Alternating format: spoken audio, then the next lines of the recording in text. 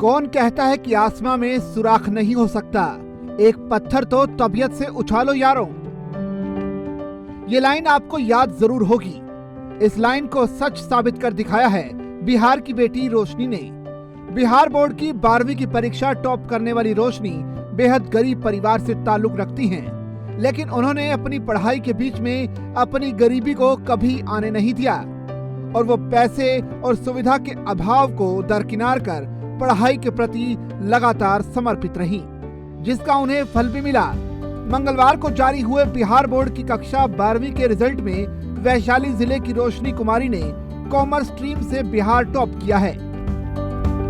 ऐसा सब्जेक्ट लो जो कोई नहीं लिया, ऐसा काम करो जो कोई नहीं किया हो। इसके लिए मेरी मिस हमें इंग्लिश पढ़ाती थी, बोलती थी कि आगे चल के तुमको इंग्लिश बहुत काम देगा। वही ने मेरा इंग्लिश का स्ट्रॉन्ग किया। बाकी सब सब्जेक्ट तो सबसे पहले तो संस्कार भारती की स्कूल से हुआ मेरा सब कुछ स्ट्रॉन्ग। उसके बाद हम 10th में सुनील सर से कोचिंग पढ़ते थे, जो कि फुलाड़ा बाजार में पढ़ाते हैं, तो उनसे मैंने 10th का पढ़ाई पूरा किया। उसके बाद फिर 12th में राहुल सर से किया, जो आज मेरा इतना ज्यादा भविष्य में क्या करेंगे? भविष्य में हम तो पहले सीए का सोचे थे, बट फैमिली कंडीशन को देख के ये खुद का सोचे कि सिर्फ हमें ही नहीं पढ़ना है, मेरे भाई बहन को भी पढ़ना है। तो मेरे पापा अगर मेरे पे ही सारा पैसा खर्चा कर देंगे तो फिर मेरा भाई बहन क्या करेगा? वो लोग एक दिन हमें बोलेगा कि तुम्हारे वजह से मेरे पापा मम्मी मेरा पे पैसा खर्चा नहीं किए हैं। तो इसलिए हम सोचे कि सीए करेंगे नहीं। तो फिर बाद में हम सोचे कि जैसे हम 12th का पैसा कमा के 12th कंप्लीट किए क्लास, तो सोचे कि ऐसे ही हम सीएस का पढ़ाई कर, सीएस में कम पैसा लगता है, तो हम सोचे सीएस का ही पढ़ाई कर लेंगे, कमा लेंगे, पापा का हेल्प लेंगे।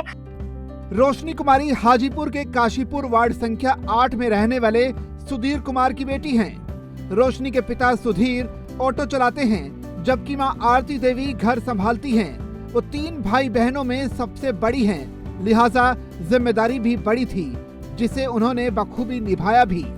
अभावों के बीच पढ़ाई के प्रति उसकी लगन व माता पिता के बुलंद हौसले ने आज उसे इस मुकाम पर पहुंचा दिया है।